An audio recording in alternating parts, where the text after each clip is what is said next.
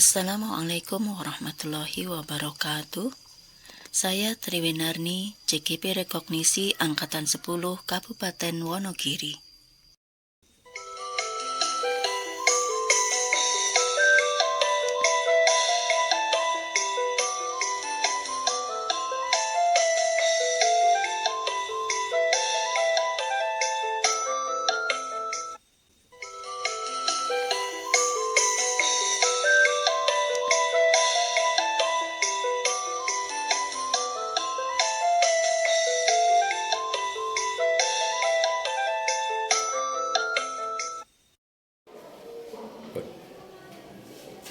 Bapak Ibu, mohon izin saya akan memulai kegiatan diseminasi modul 1.4 budaya positif pada hari ini. Bismillahirrahmanirrahim. Assalamualaikum warahmatullahi wabarakatuh. Waalaikumsalam warahmatullahi wabarakatuh. Alhamdulillahirrahmanirrahim. Segala puji bagi Allah Subhanahu wa Ta'ala atas limpahan karunia-Nya, taufik serta hidayahnya pada hari ini kita diberikan kesehatan serta kekuatan bisa berkumpul bersama di dalam ruangan kelas 2 ini dalam rangka diseminasi modul 1.4 program guru penggerak yaitu budaya positif. Yang saya hormati Bapak Kepala Sekolah Islam Satu Minggu Harja beserta Bapak Ibu guru kelas dan juga Bapak Ibu guru bidang. Mohon izin selama 1 jam ke depan atau 60 menit saya akan menyampaikan atau menularkan hasil belajar saya dalam program guru penggerak pada modul 1.4 yaitu budaya positif. Yang akan kita pelajari atau yang akan saya sampaikan di modul 1.4 budaya positif ini, yang pertama adalah tentang disiplin positif dan nilai kebajikan universal. Yang kedua tentang teori motivasi, tentang hukuman dan juga penghargaan dan restitusi. Yang ketiga adalah tentang keyakinan kelas, dan keempat kebutuhan dasar manusia. Yang kelima restitusi, dan keenam adalah segitiga restitusi.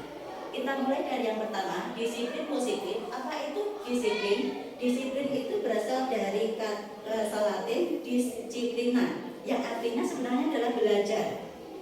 Disiplin diri membuat orang menggali potensinya menuju sebuah tujuan yang dia hargai. Namun dalam budaya kita, makna disiplin ini berubah menjadi sesuatu yang dilakukan seseorang pada orang lain untuk mendapatkan kepatuhan. Jadi kecenderungan umumnya adalah menghubungkan kata disiplin ini dengan ketidaknyamanan karena harus mematuhi aturan. Jadi bukan apa yang dihargai atau pencapaian suatu tujuan mulia. Disiplin positif adalah suatu pendekatan untuk menerapkan disiplin dari dalam diri anak tanpa hukuman dan hadiah.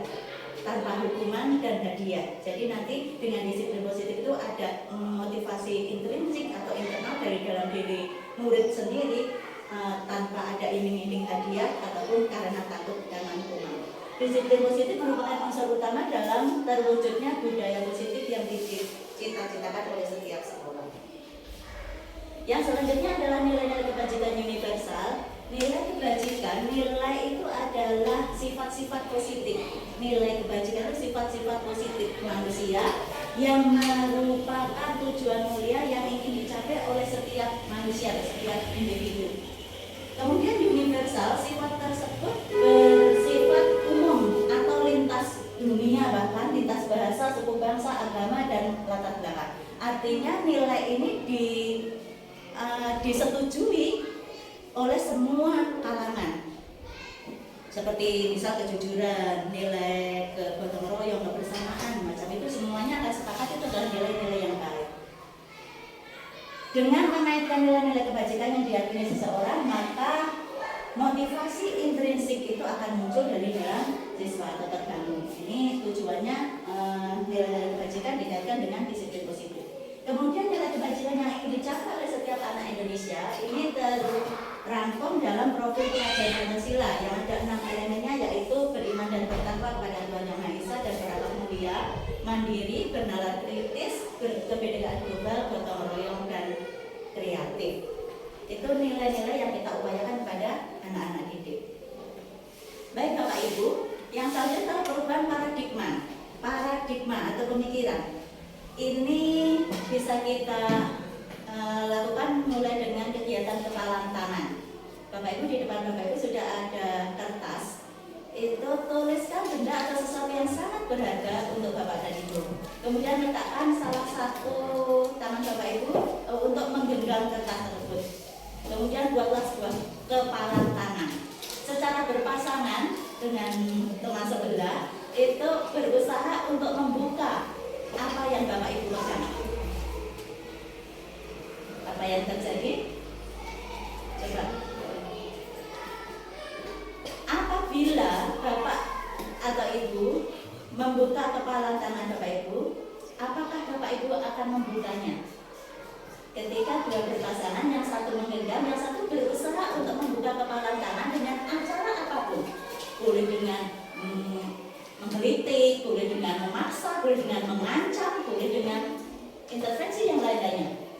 Nah, apakah Bapak Ibu akan membuka kepalan tangannya? Tidak. Tidak. Kenapa Pak? Karena ini adalah milik saya dan harus kita jaga.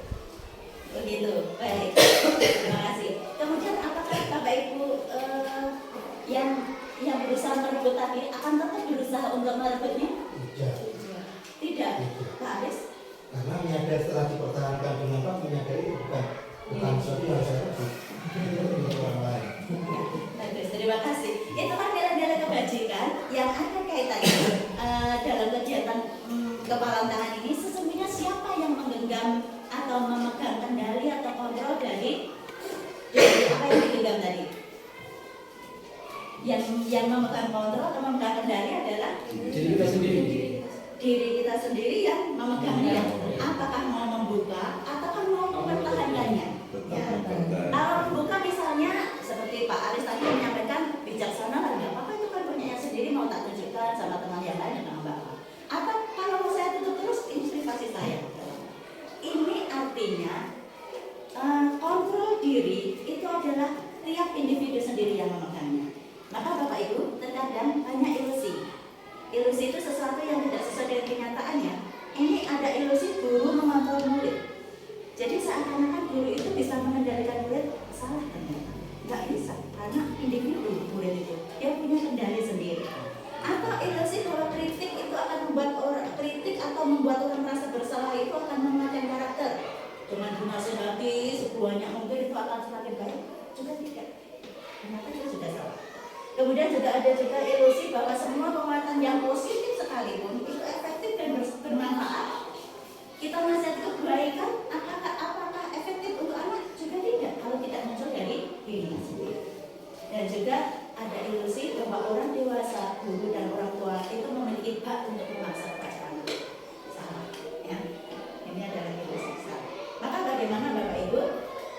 Menurut Dr. William Glasser, itu ada teori motivasi perilaku manusia yang dibagi menjadi 3. Yang pertama itu untuk menghindari ketidaknyamanan atau hukuman. Nah ini bisa dirasakan dengan catatannya, apa yang akan terjadi apabila saya tidak melakukannya? Pasti saya dihukum. Pasti nanti teman-teman mempermalukan saya. Nah ini karena apa? Menghindari ketidaknyamanan. Akhirnya anak itu dia menurut tertib hanya karena untuk menghindari hukuman. Itu adalah motivasi eksternal, motivasi dari dalam. Yang kedua adalah untuk mendapatkan imbalan atau penghargaan atau hadiah. Nah ini juga motivasi eksternal, misal perlombaan, ya berlatih keras, belajar sungguh-sungguh supaya jadi juara 1 nanti dapat hadiah dan sebagainya. Ini juga motivasi eksternal. Nah yang ketiga yang paling ideal adalah untuk menghargai dirinya sendiri. Jadi saya belajar itu karena saya bersyukur bisa belajar, saya menghargai kesempatan yang diberikan Allah, diberikan orang tua, sehingga saya rajin belajar untuk sebagai balas budi pada orang tua. Itu merupakan motivasi intrinsik atau motivasi dari dalam diri siswa sendiri. Nah inilah tujuan disiplin positif Bapak Ibu untuk mewujudkan atau membangun motivasi internal atau intrinsik. Bagaimana caranya? Ini Bapak Ibu, budaya positif ya di lingkungan paling luas itu terbangun jika ada lingkungan yang positif, yang lebih kecil. Kemudian lingkungan positif itu bisa dimulai dengan membuat keyakinan kelas. Keyakinan kelas itu keyakinan dari nilai-nilainya. Kemudian dengan cara membuat peraturan atau kesepakatan kelas. Iya. Paling intinya adalah kesepakatan atau peraturan kelas. Dari peraturan itu akan menjadi suatu keyakinan. Contohnya, kesepakatan kelas, guru dan murid saling menyayangi. Itu kesepakatannya atau peraturan kelasnya. Kemudian murid semangat belajar, peduli dengan teman, datang tepat waktu, menjaga kebersihan. Itu keyakinannya seperti apa? Nih, kalau peraturannya contohnya selalu kembalikan dulu ke tempatnya, berarti keyakinannya adalah tanggung jawab. Kalau dilarang mengganggu orang lain, berarti keyakinannya adalah menghormati orang lain. Kalau datang tepat waktu, berarti keyakinan adalah tanggung jawab atau disiplin. Membuang sampah pada tempatnya, itu berarti keyakinannya adalah kebersihan, kesehatan, macam itu. Jadi dari peraturan atau kesepakatan kelas itu akan tumbuh dalam diri kita, diri anak itu adalah keyakinan, nilai-nilai yang kebajikan universal tadi, yang diyakini. Baik Bapak Ibu, mengapa tidak peraturan saja? Mengapa harus keyakinan kelas? Kenapa bukan peraturan kelas? Kok harus keyakinan kelas? Bapak Ibu mungkin kita pernah ya, mengapa kita harus menggunakan helm? Itu hanya untuk ketaatan dalam peraturan. Mengapa harus menggunakan masker di waktu COVID? Itu juga karena memenuhi peraturan itu. Jadi peraturan itu nilainya adalah motivasi eksternal, motivasi masih dari dalam luar. Tapi kalau keyakinan itu sudah terbangun motivasi intrinsik dari dalam. Jadi kembali ke nilai-nilai atau keyakinan-keyakinan lebih menggerakkan seseorang dibandingkan mengikuti serangan peraturan saja. Jadi yang dikedepankan itu adalah nanti nilainya, bukan peraturannya. Jadi Bapak Ibu, keyakinan kelas itu bersifat lebih abstrak daripada peraturan. Kemudian keyakinan kelas berupa pernyataan universal. Keyakinan kelas senantiasa dibuat dalam bentuk yang positif. Jadi bukan tidak boleh mengganggu temannya, tapi menghargai temannya. Tidak ada kata-kata negatif atau harus dalam bentuk yang positif. Kemudian keyakinan kelas sebenarnya tidak terlalu banyak sehingga mudah diingat oleh anak. Keyakinan kelas sebenarnya sesuatu yang dapat diterapkan atau relevan di dalam lingkungan dan selalu ditinjau kembali. Langkah membuat keyakinan atau kesepakatan kelas Bapak Ibu, ini sudah pernah saya diseminasikan pada kelas 6. Membuat keyakinan kelas bersama. Yang pertama adalah menanyakan kepada murid tentang masalah dan harapan kelas. Apa yang terjadi di kelas itu? Biasanya mungkin ada yang tidak suka mengerjakan PR, ada yang suka terlambat, ada yang suka ngajak temennya. Nah, misalnya macam itu. Kemudian harapannya apa? Ya pengennya tenang itu, damai, tentram belajar di kelas itu. Kemudian ekspor ide dari murid itu untuk mencapai kelas impian. Kalau begitu kita anak-anak mau kelasnya seperti apa? Baru kemudian kita ambil dari ide-ide murid itu dan didiskusikan atau dirumuskan poin-poin kesepakatannya untuk membuat kalimat kesepakatan kelas. Akhirnya menjadi kalimat-kalimat kesepakatan kelas. Ini adalah langkah dalam membuat keyakinan atau kesepakatan kelas. Bapak Ibu, biar semangat ini ada sedikit. Kita sama-sama gerak ya, biar rileks. Ya. Kelihatan tidak teman-teman? Kelihatan.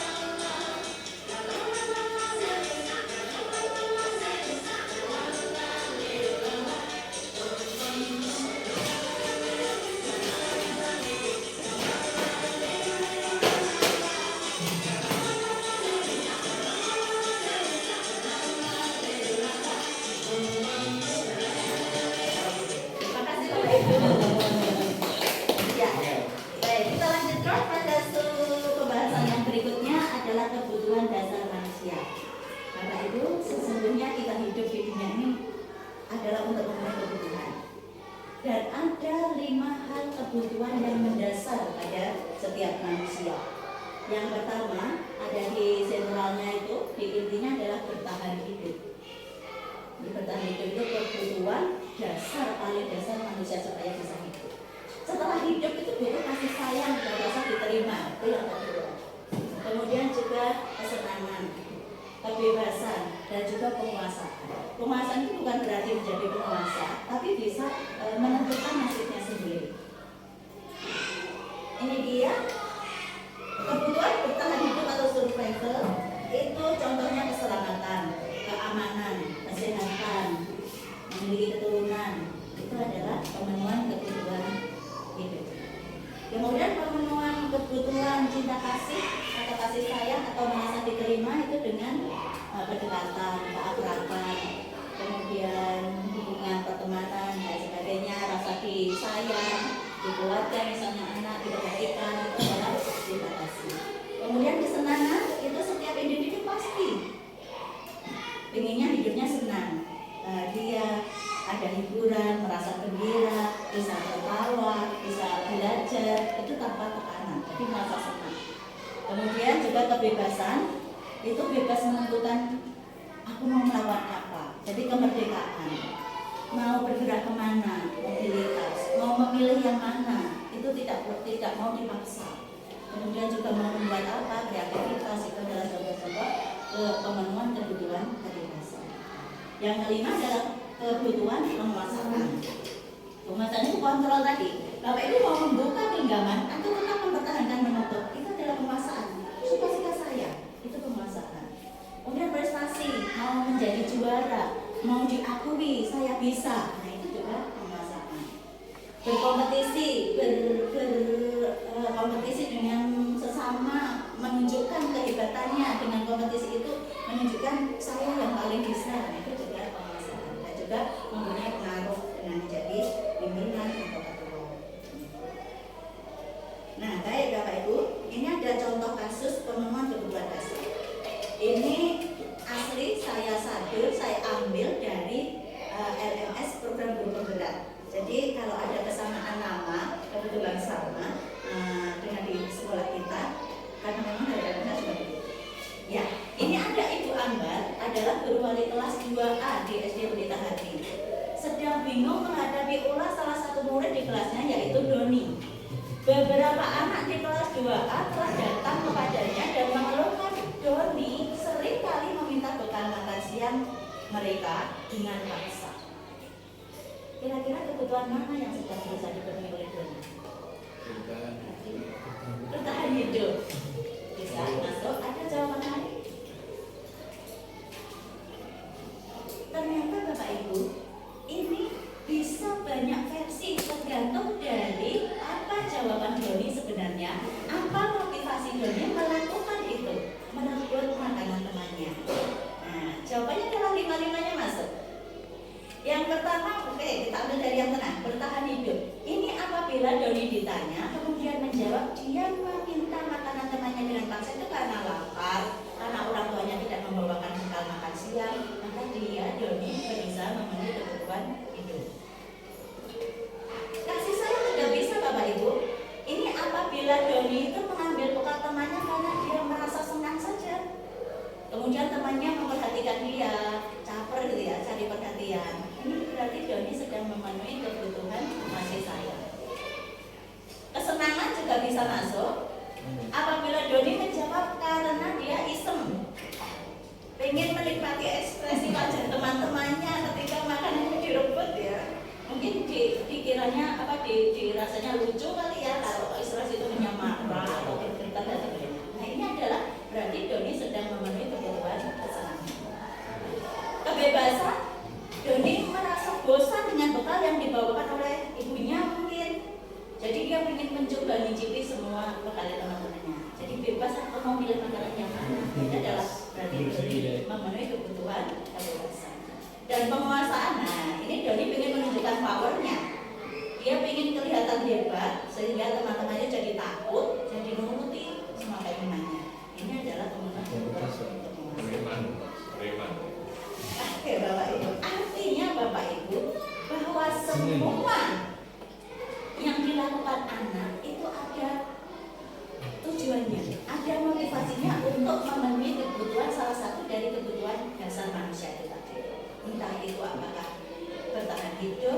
cinta kasih, keperhatian, kemudian kebebasan, kesenangan, dan kemuasan.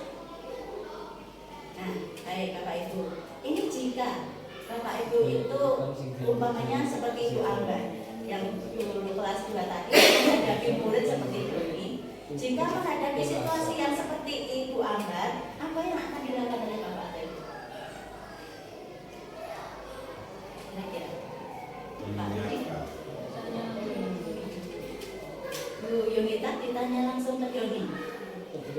Ada tindakan lain? Karena itu sudah sering, berarti sering kami sudah terbiasa dulu melakukan seperti itu. Dikasih duit aja dari gereja jalan sendiri. Setiap hari Pak Aris mau memberi uang kepada Doni.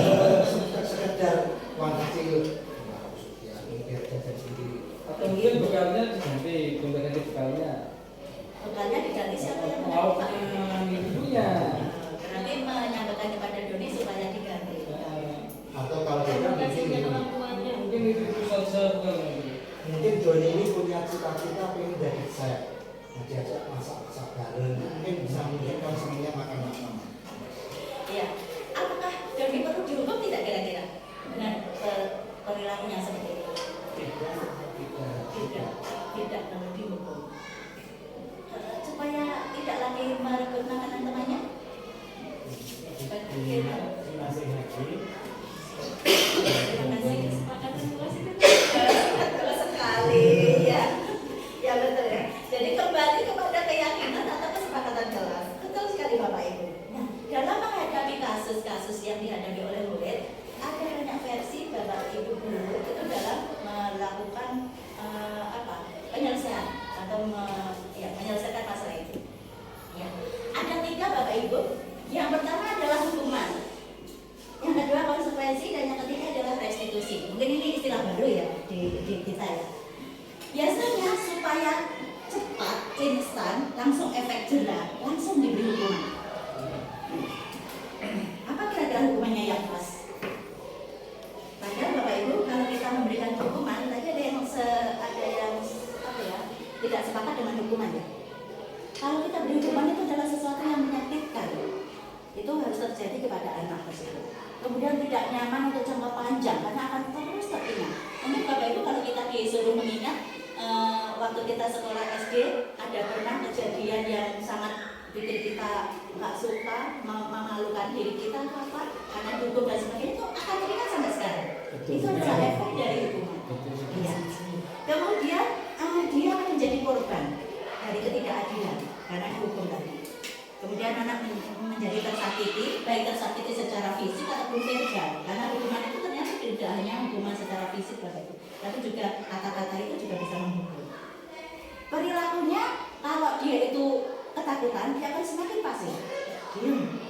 Tapi kalau tidak takut, akan tambah agresif.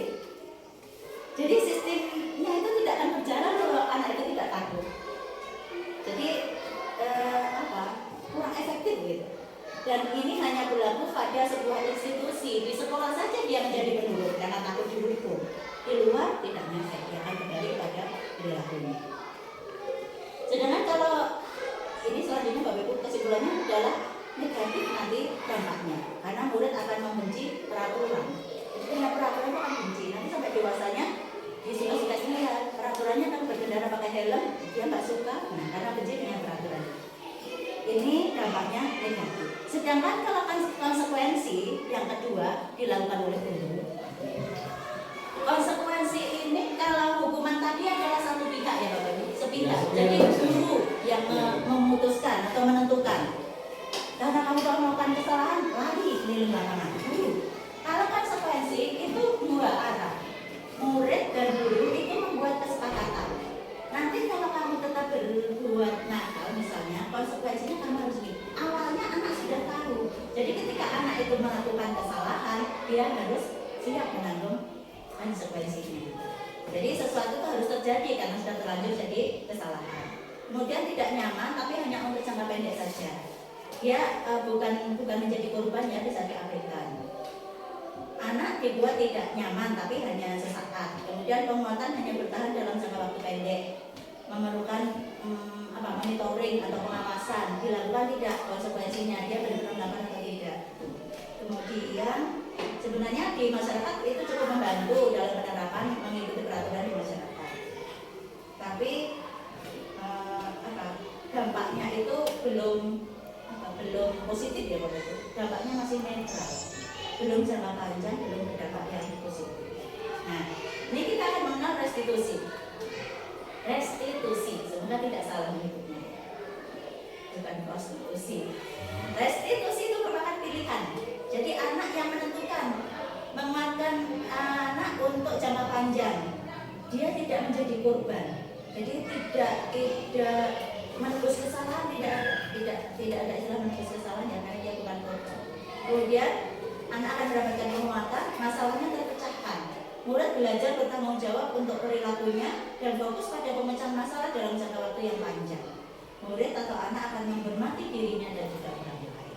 Nah, ini dampaknya Bapak Ibu, dampak hukuman, konsekuensi dan restitusi. Tadi sedikit sudah dijelaskan. Kalau hukuman itu masuk dalam identitas gagal. Jadi pendidikan yang mengedepankan hukuman, sedikit-sedikit hukuman itu tidak akan efektif untuk membentuk pribadi yang baik karena dia akan gagal. Karena pendidikan itu kita tahu Bapak Ibu bukan transfer ilmu ya. Kalau masalah pelajaran mungkin bisa tersampaikan, tapi masalah mental, moral, akhlak itu menjadi gagal karena tidak akan terbangun dari dasar. Padahal kita mendidiknya dari dasar untuk hidupnya anak-anak di masa depan. Jadi kita mendidik saat ini itu bukan untuk saat ini, tapi untuk 20 tahun ke depan, untuk dewasanya anak-anak ketika dia itu harus hidup sendiri, tidak bersama bapak ibu guru yang masih sering mengingatkan, tidak bersama orang tua yang selalu membantu, tidak. Bagaimana anak bisa bertahan hidup? Jadi kalau hukuman itu anak akan belajar menyembunyikan kesalahan, jadi melatih anak untuk berbohong. Karena apa? Takut dihukum. Jadi kan menghindari ketidaknyamanan.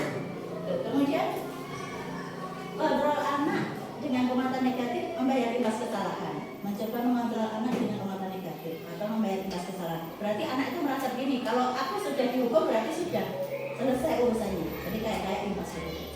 Dampak pada murid akan merasa bersalah, akan marah, rendah diri, mengasingkan diri. Ini dampaknya, dan ini akan terbawa menjatuhkan mental anak sampai ke depan. Ini hukuman itu tiba-tiba tidak diharapkan atau selalu melukai karena kan tidak diketahui dulu oleh anak tadi, karena sepihak tadi dibuat dulu dan nanti. Sedangkan konsekuensi itu murid atau anak belajar taat peraturan, mencoba mengontrol anak dengan komentar yang positif dalam waktu penahanan, tapi dalam jangka waktu pendek ya. Sudah diketahui masuk akal itu maksudnya anak sudah tahu konsekuensinya karena sudah ada kesepakatan jangka. Dibuat oleh guru dan anak, membantu guru menyatakan peraturan, melakukan peringatan dan menerapkan konsekuensi. Yang ketiga, restitusi Bapak Ibu. Ini murid akan belajar memecahkan masalah. Nah, kita akan lebih memahami apa itu restitusi.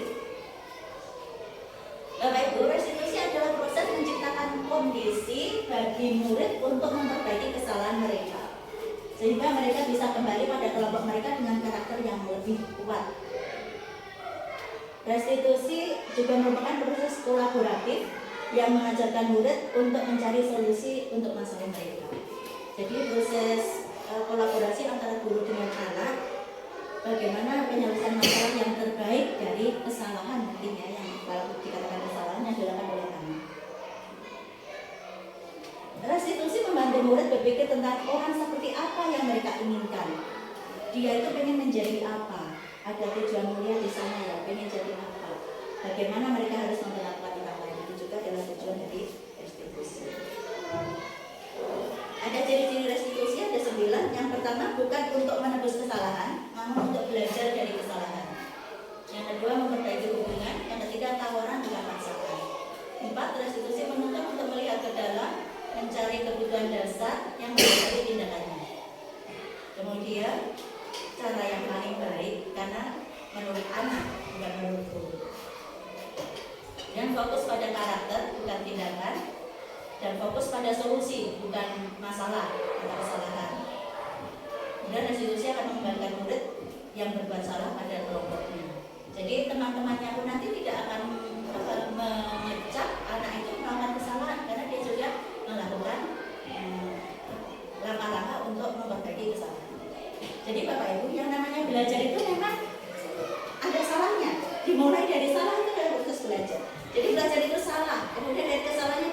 diperbaiki, dia belajar memperbaiki kesalahannya. Dia salah lagi, dia belajar lagi memperbaiki kesalahan. Salah lagi, belajar lagi. Seperti itu terus proses belajar itu. Jadi belajar salah, belajar dari kesalahan-kesalahan itu sampai akhirnya nanti dia menemukan nilai-nilai keyakinan yang akan kuat di dalam dirinya untuk menjaga dia sebagai individu tidak melakukan kesalahan yang diulang atau yang sama. Nah ini Bapak Ibu, ada video yang juga saya ambil dari Facebook dan Gunung Harapan. Macam-macam posisi guru dalam menyelesaikan masalah murid. Ada 5 posisi guru nanti Bapak Ibu. Kita saksikan bersama.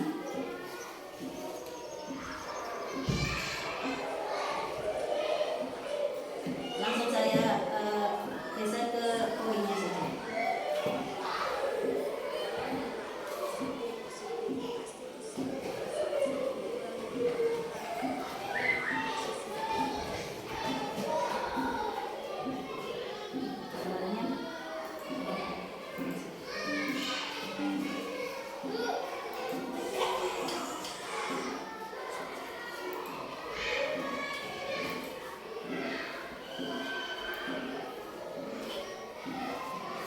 Lima posisi kontrol guru dalam menyelesaikan masalah anak.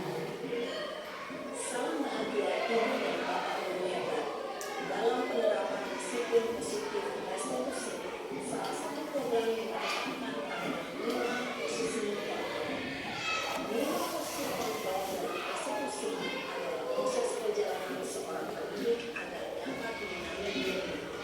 Pada video kali ini, kita akan membahas tentang 5 posisi kontrol yang diterapkan oleh Gayung Dosen dan contoh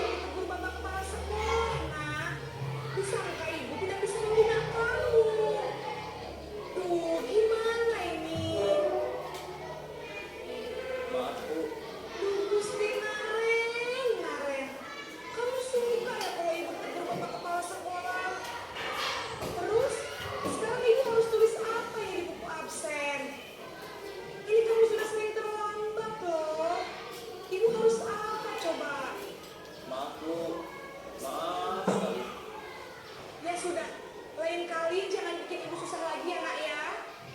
Ibu tidak akan. Lain kali jangan bikin ibu susah lagi ya nak ya. Ibu tidak akan kuat lagi kalau kamu begini terus. Bisa jantungan kalau ibu tegur bapak kepala sekolah. Sana cepat kelas. Posisi yang kedua adalah pembuat rasa bersalah. Jadi menjadikan anak merasa bersalah. Posisi pembuat rasa bersalah berbicara dengan nada tenang, cenderung lembut, namun kata-kata yang diucapkan dibuat dari rasa menjadi berani. Yang ketiga adalah posisi sebagai teman Bapak Ibu.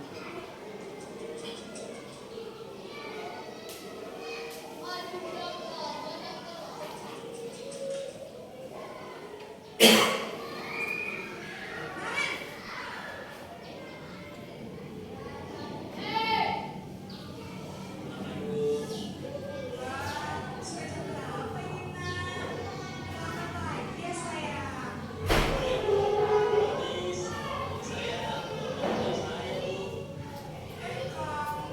menyalahkan ibu kamu bukannya anak yang kerja.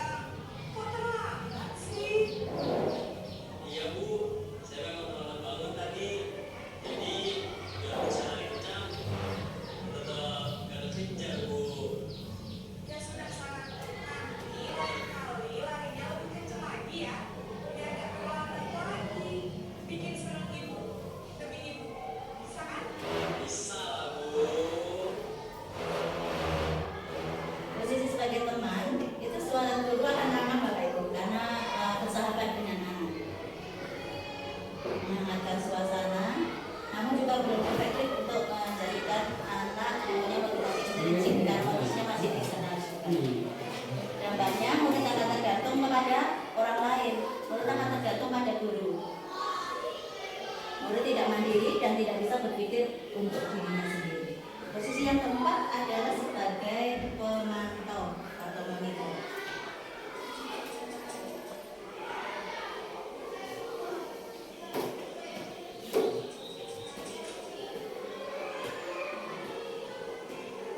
Naren!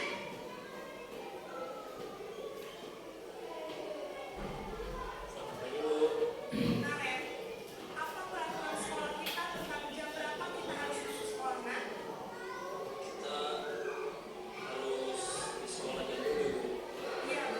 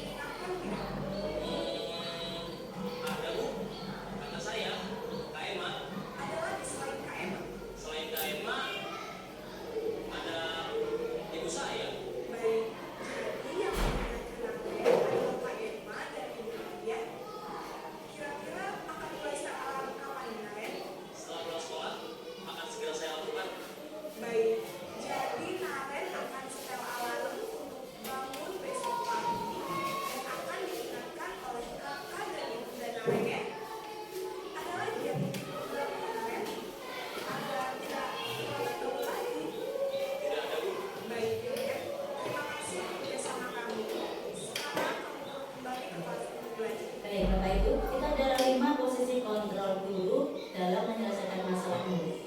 Dari pengamatan tadi Bapak Ibu, mana yang paling efektif? Mana yang menerapkan restitusi di dalam posisi kontrol tersebut? Yang terakhir ya, yang manajer. Ini adalah penyelesaian masalah jika guru sebagai atau berposisi sebagai manajer itu akan menerapkan restitusi. Baik Bapak Ibu, ini adalah 5 posisi kontrol. Ada penghukum, pembuat rasa bersalah sebagai teman, pemantau, dan manajer. Ada pernyataan-pernyataan. Yang pertama, saya kecewa sekali dengan kamu.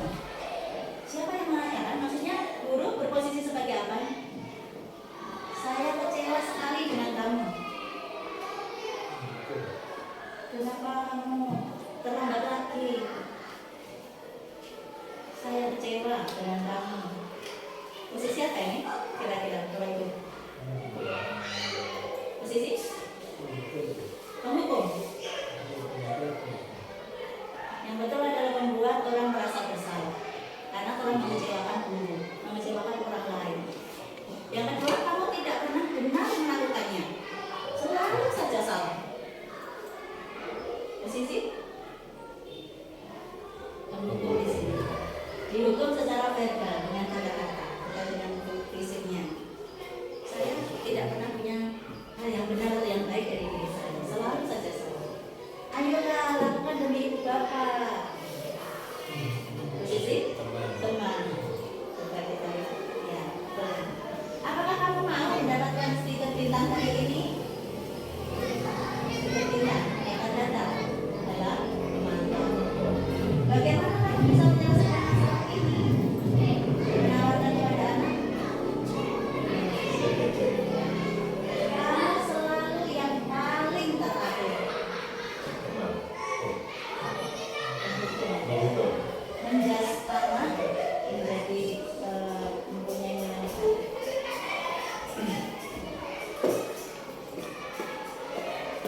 Ya Bapak Ibu, kita lanjutkan tinggal sedikit. Selanjutnya adalah segitiga restitusi. Untuk bisa menerapkan restitusi, langkahnya adalah dengan segitiga restitusi. Di dalam restitusi tadi, langkah penyelesaian masalah di mana guru berkolaborasi dengan anak dalam penyelesaian masalahnya itu dimulai dari dasar, yaitu menstabilkan identitas. Di sini Bapak Ibu menstabilkan identitas ketika anak berbuat salah itu rasanya dalam dunia ini hancur. Jadi ketika kita membuat salah itu, aduh ini udah nanti sudah jadi berabil, jadi akan hancur semuanya. Di saat itulah kehadiran guru itu untuk menstabilkan identitas. Seperti apa menstabilkan identitas itu? Dengan kata-kata guru, tidak apa-apa orang salah itu dalam belajar ada salah itu tidak apa-apa. Manusiawi orang itu berbuat salah. Nah ini akan stabil. Nah dia merasa tenang anak. Jadi ketika salah itu buat tenang dulu anak. Biar nanti bisa menyelesaikannya dengan pikiran dingin, dengan pikiran jernih untuk menemukan solusinya. Itu adalah menstabilkan identitas. Yang kedua adalah validasi tindakan Bapak Ibu. Ini bisa dikatakan validasi kesalahan. Bukan berarti memvalidkan salah kok dibetulkan, divalidkan bukan. Tapi si anak melakukan kesalahan itu ada 5 kebutuhan dasar yang akan dipenuhinya. Jadi validasi kebutuhannya. Oh ada alasannya tadi seperti itu tadi masing-masing. Kalau sudah kita tahu alasannya bagaimana? Apakah anak itu tetap salah? Tidak. Itu berarti guru nanti akan berpikiran anak ini tidak salah tapi karena untuk memenuhi kebutuhan. Nah yang ketiga, segitiga yang ketiga adalah menanyakan keyakinannya. Pengen jadi apa kamu sebenarnya? Kamu sebenarnya bisa menjadi anak baik yang seperti apa? Ini dalam segitiga restitusi. Nah, stabilkan identitas Bapak Ibu, ini tujuannya untuk membuat anak yang merasa gagal karena telah berbuat salah itu menjadi positif terhadap dirinya. Seperti tadi, alhamdulillah aku masih diterima. Ini biasanya guru akan berkata berbuat salah itu hal yang manusiawi, tidak ada manusia yang sempurna. Bapak Ibu juga pernah berbuat salah, kita pasti bisa menyelesaikan masalah ini. Hal-hal yang menenangkan. Jadi bukan anak udah merasa hancur lagi. Nah ini kalau kamu menyalahkan dirimu terus-menerus, malah nanti tidak bisa menyelesaikan masalah. Ini adalah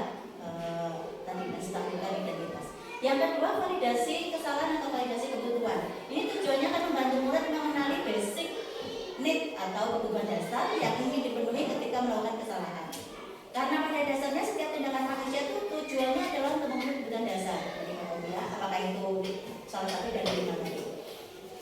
Biasanya guru akan berkata, kamu bisa saja melakukan hal yang lebih buruk, tapi kamu tidak akan melakukannya, bukan? Kamu pasti punya alasan mengapa melakukan ini. Apakah yang penting bagi kamu?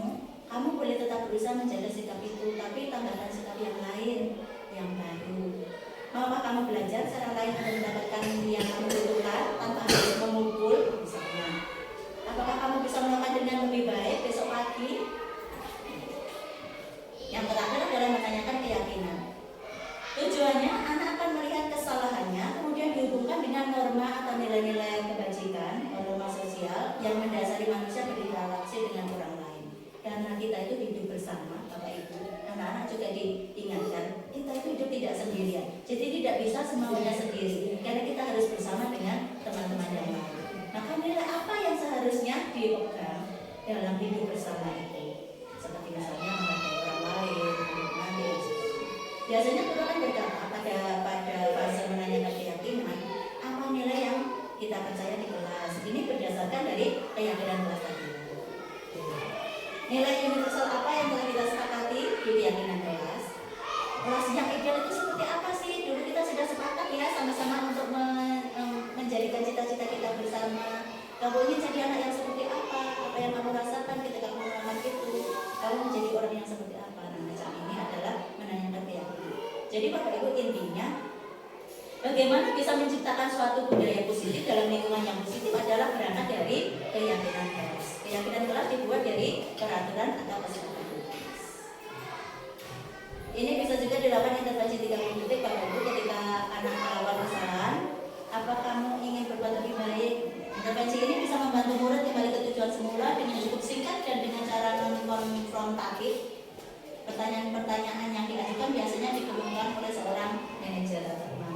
Nah, pertanyaan-pertanyaan itu bisa membantu menyelesaikan masalah dengan cara restitusi.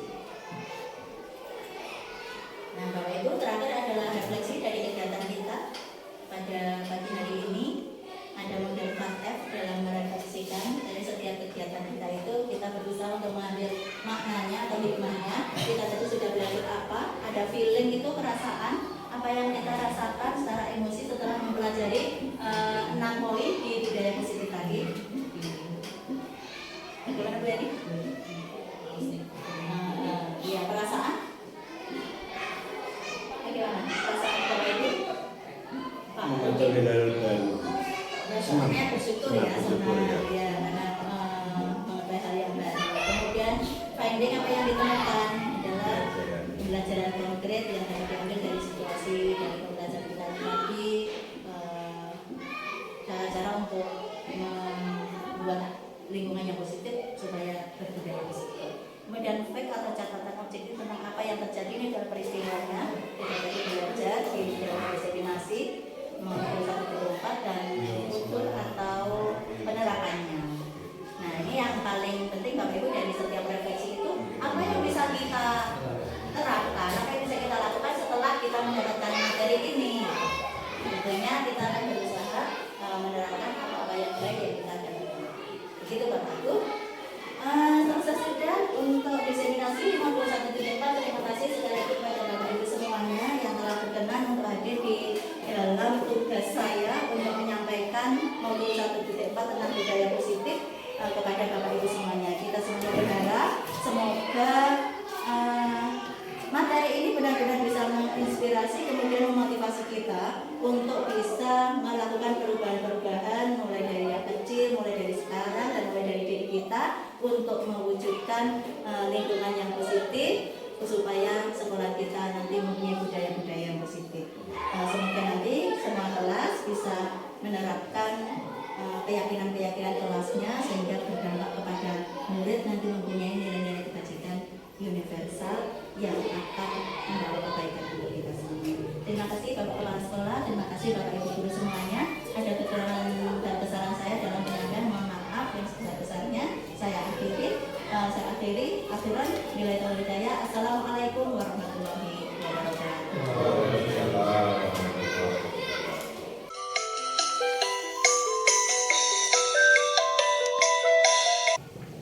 Bismillahirrahmanirrahim. Assalamualaikum warahmatullahi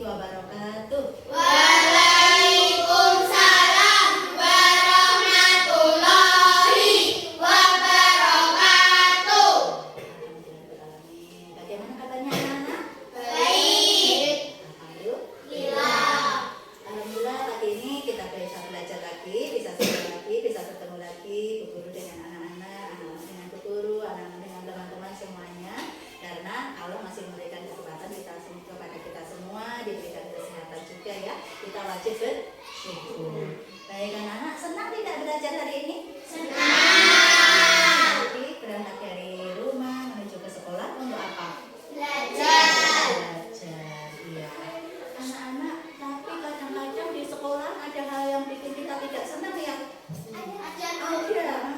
Apa contohnya? Oh, ada yang dibilang ibu guru ngeyel. Apalagi? Tidak mau piket. Ada ya gitu ya? Ada gitu. Ada lagi? Ada lagi? Apa? Yang bikin tidak nyaman, tidak senang. Ada berisik mengganggu temannya ya ketika temannya mengerjakan. Apa lagi Mas? Zidan sama Kenzi. Ada yang kadang-kadang membuat kita tidak senang di sekolahan, tidak nyaman. Oh, olok-olokan. Aduh, iya ya ada ya biasanya yang suka olok-olokan gitu ya. Akhirnya bikin kita nggak senang ya. Ada lagi. Ya, dari masalah-masalah itu anak-anak pengen seperti apa tuh kelas kita itu? Kita belajar dari rumah ke sekolah itu pengen suasana kelasnya seperti apa, pengen lingkungan sekolahnya seperti apa, pengen seperti apa. Tenang nggak ada yang bersuara begitu, nggak ada yang ngomong. Tidak saling olok-olokan gitu. Terus apa lagi? Pengen punya kelas yang seperti apa mbak? Tidak ada keributan di kelas, bagus ya, karena nggak enak ya kalau ribut ya kelasnya ya. Pengen kalau yang bertugas piket itu mengerjakannya tepat waktu, gitu. Pengen seperti apa lagi? Apa mas? Pengen seperti apa? Kelasnya selalu bersih, gitu. Pengen seperti itu ya kelasnya ya. Oke. Kalau kita buat kesepakatan bagaimana? Sepakat tidak? Sepakat. Kalau nanti kita buat kesepakatan, siapa yang menyepakati? Semuanya. Nanti baik Bu Guru, Pak Guru, ataupun anak-anak ya. Iya. Kesepakatan ini kita buat supaya apa namanya? Supaya kita tertib. Bagus. Supaya kita disiplin boleh. Supaya apa lagi? Kelasnya rapi, kelasnya bersih, nyaman gitu ya. Baik, kalau begitu kira-kira apa saja yang akan kita sepakati dalam kesepakatan kelas kita? Kelas 4 ya. Apa? Mengerjakan piket tepat waktu. Berarti nomor 1 adalah mengerjakan piket. Nanti teman-temannya yang bertugas piket sudah ada jadwalnya? Sudah. Nah itu nanti harus dikerjakan dengan baik, tepat waktu. Tepat waktu itu maksudnya bagaimana Nana? Tidak di saat jam. Oh gitu, jadi agak pagi berarti ya. Yang piket, yang jadwal piket berangkatnya harus lebih pagi supaya nanti waktu mulai pelajaran sudah selesai piketnya begitu. Oke, sepakat ya? Sepakat. Yang kedua apa? Tidak ramai di kelas. Tidak ramai di kelas berarti bagaimana seharusnya waktu jam pelajaran supaya tidak ramai? Tidak mengganggu saat belajar itu berarti waktu pelajaran harus bagaimana? Tenang. Tenang saat pelajaran begitu ya. Tenang itu yang seperti apa?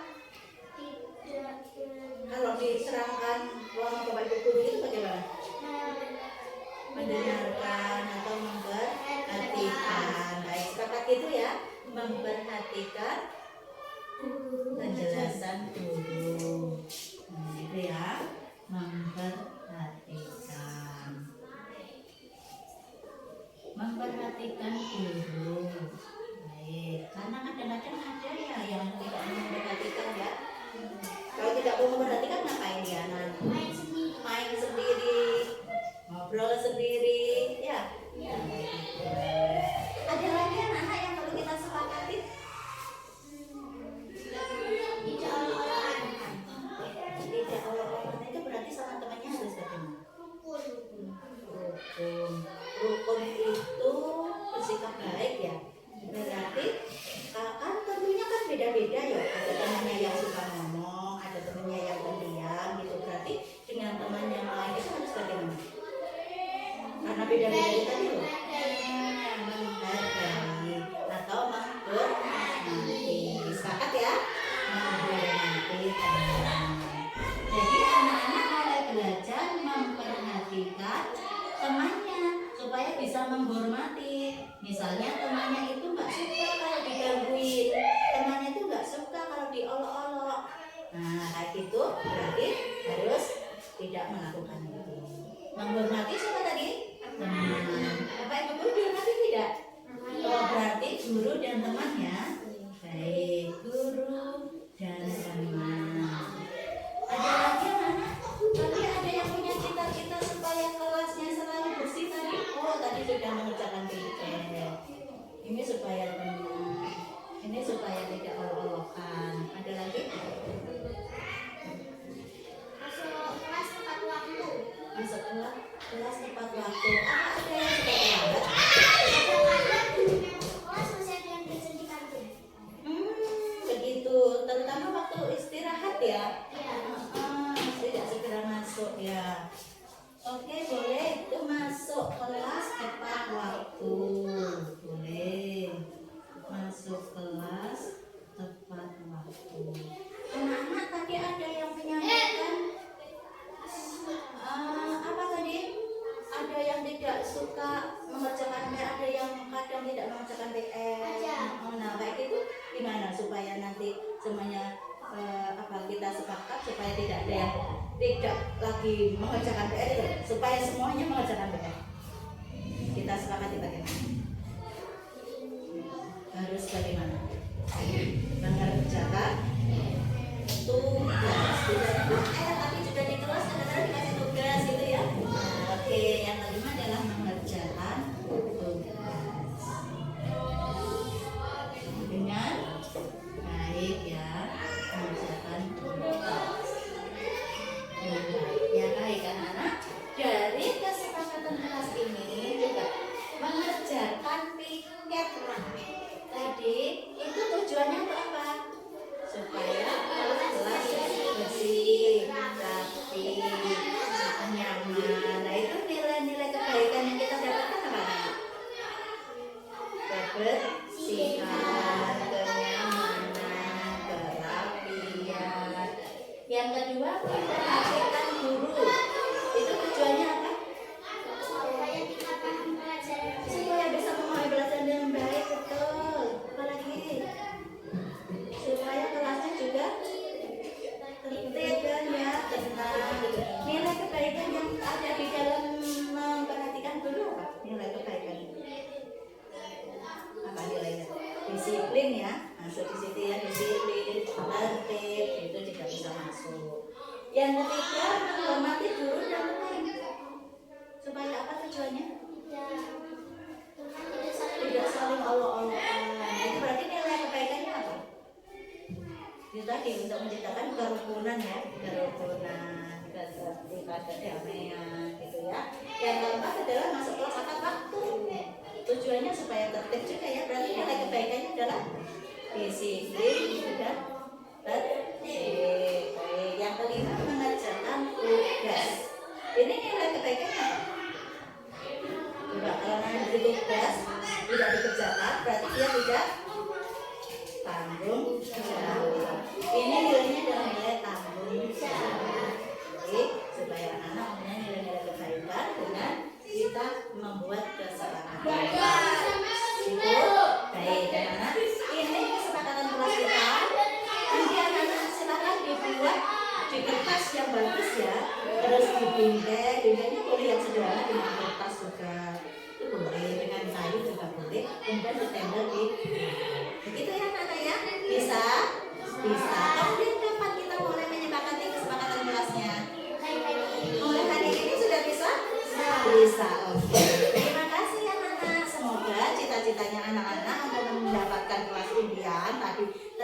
damai, bisa belajar dengan baik, terwujud dengan kesepakatan kelas ini. Sepakat? Terima kasih ya. Kita lanjutkan pelajaran berikutnya. Putri akhiri dulu. Assalamualaikum warahmatullahi wabarakatuh.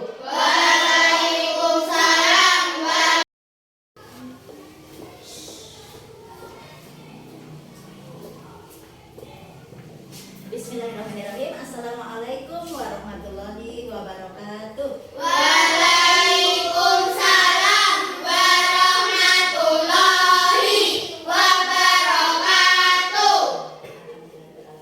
Bagaimana kabarnya anak-anak? Alhamdulillah. Alhamdulillah pagi ini kita bisa belajar lagi, bisa sekolah lagi, bisa bertemu lagi Bu Guru dengan anak-anak, anak-anak dengan Bu Guru, anak-anak dengan teman-teman semuanya. Karena Allah masih memberikan kesempatan kepada kita semua, diberikan kesehatan juga ya. Kita wajib bersyukur. Baik anak-anak, senang tidak belajar hari ini? Senang. Jadi berangkat dari rumah menuju ke sekolah untuk apa? Belajar. Iya. Anak-anak, tapi kadang-kadang di sekolah ada hal yang bikin kita tidak senang ya? Ada. Apa contohnya? Oh, ada yang dibilang ibu guru ngeyel. Apalagi? Tidak mau piket. Ada ya gitu ya? Ada gitu. Ada lagi? Ada lagi apa? Yang bikin tidak nyaman, tidak senang. Ada berisik mengganggu temannya ya ketika temannya mengerjakan. Apalagi Mas Zidan sama Kenzi? Ada yang kadang-kadang membuat kita tidak senang di sekolahan, tidak nyaman. Oh, olok-olokan. Aduh, iya ya, ada ya misalnya yang suka olok-olokan gitu ya. Akhirnya bikin kita nggak senang ya. Ada lagi. Ya, jadi masalah-masalah itu anak-anak pengen seperti apa tuh kelas kita itu?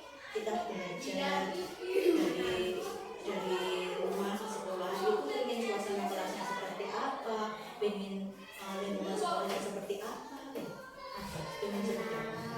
Tenang nggak ada yang bersuara begitu, nggak ada yang ngomong. Tidak saling olok-olokan gitu. Terus apa lagi? Pengen punya kelas yang seperti apa mbak?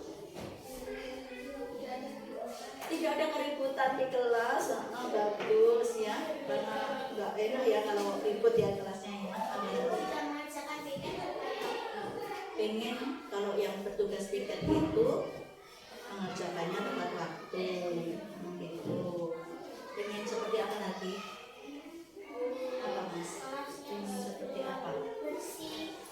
Kelas yang selalu bersih, kita pengen seperti itu ya kelasnya ya. Oke. Kalau kita buat kesepakatan bagaimana?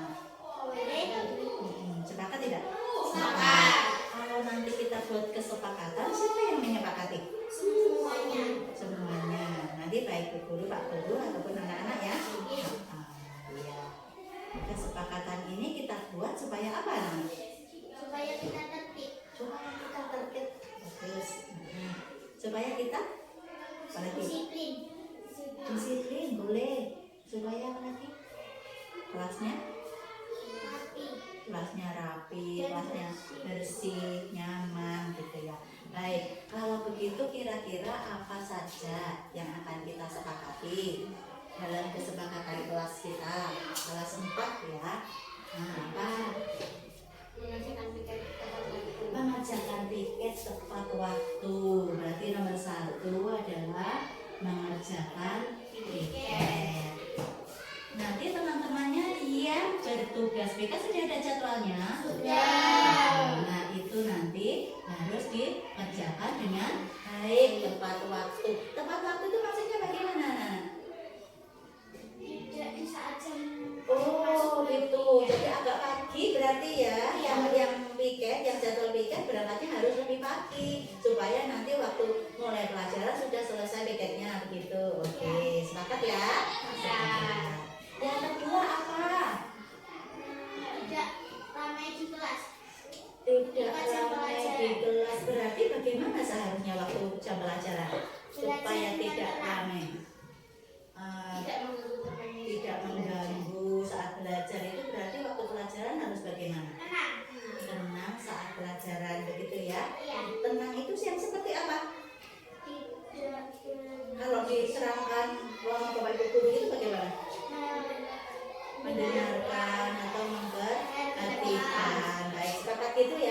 memperhatikan penjelasan guru. Itu ya,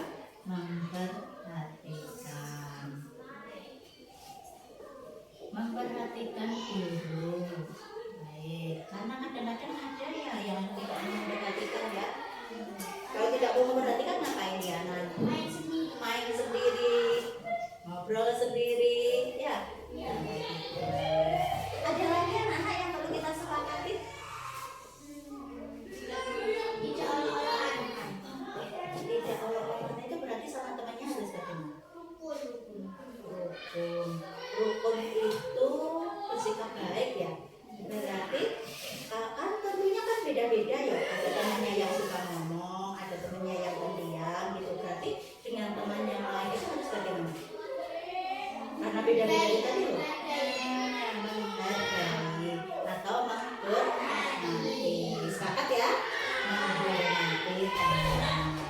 Jadi anak-anak mulai belajar memperhatikan temannya supaya bisa menghormati. Misalnya temannya itu nggak suka kalau digangguin, temannya itu nggak suka kalau diolok-olok. Nah kayak gitu berarti harus tidak melakukan itu. Menghormati siapa tadi? Teman. Apa ibu guru dihormati tidak? Oh berarti guru dan temannya. Baik, guru dan teman. Ada lagi anak-anak? Tadi ada yang punya cita-cita supaya kelasnya selalu bersih tadi. Oh tadi sudah mengerjakan PR. Ini supaya tenang. Ini supaya tidak olok-olokan. Ada lagi? Masuk kelas tepat waktu. Apa ada yang suka lambat? Begitu. Terutama waktu istirahat ya. Tidak segera masuk ya. Oke boleh itu masuk kelas tepat waktu. Boleh masuk kelas tepat waktu. Anak-anak tadi ada yang menyampaikan apa tadi? Ada yang tidak suka mengerjakan PR, ada yang kadang tidak mengerjakan PR. Nah kayak gitu gimana supaya nanti semuanya kita sepakat supaya tidak ada yang tidak lagi mengerjakan PR itu, supaya semuanya mengerjakan PR. Kita sepakati bagaimana? Harus bagaimana? Mengerjakan tugas. Tapi sudah di kelas kadang-kadang dikasih tugas gitu ya. Oke, yang kelima adalah mengerjakan tugas dengan baik ya. Mengerjakan tugas dengan baik ya. Baik anak-anak, dari kesepakatan kelas ini juga mengerjakan piket tadi itu tujuannya untuk apa? Supaya kelas bersih, rapi, nyaman. Nah itu nilai-nilai kebaikan yang kita dapatkan apa? Kebersihan, kenyamanan, kerapian. Yang kedua, memperhatikan guru. Itu tujuannya apa? Supaya bisa memahami pelajaran dengan baik, betul. Apalagi supaya kelasnya juga tertib dan ya tenang. Nilai kebaikan yang ada di dalam memperhatikan guru apa? Nilai kebaikan apa nilainya? Disiplin ya, masuk di situ ya, disiplin, tertib itu juga bisa masuk. Yang ketiga, menghormati guru dan teman. Supaya apa tujuannya? Tidak saling olok-olokan. Itu berarti nilai kebaikannya apa? Itu tadi untuk menciptakan kerukunan ya, kerukunan, ketertiban, kedamaian gitu ya. Yang keempat adalah masuk kelas tepat waktu. Tujuannya supaya tertib juga ya. Berarti nilai kebaikannya adalah disiplin dan tertib. Yang kelima mengerjakan tugas. Ini nilai kebaikannya apa? Coba kalau nanti tugas tidak dikerjakan, berarti dia tidak tanggung jawab. Ini nilainya adalah nilai tanggung jawab. Jadi supaya anak-anak punya nilai-nilai kebaikan dengan kita membuat kesepakatan. Itu baik anak-anak.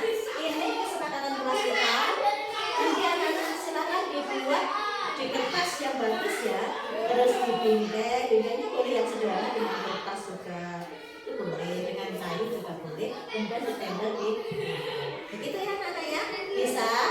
Bisa. Kemudian kapan kita mulai menyepakati kesepakatan kelasnya? Mulai hari ini sudah bisa? Bisa. Oke. Terima kasih anak-anak. Semoga cita-citanya anak-anak untuk mendapatkan kelas impian tapi tenang, damai, bisa belajar dengan baik terwujud dengan kesepakatan kelas ini. Sepakat? Terima kasih ya. Kita lanjutkan pelajaran berikutnya. Putri akhiri dulu. Assalamualaikum warahmatullahi wabarakatuh.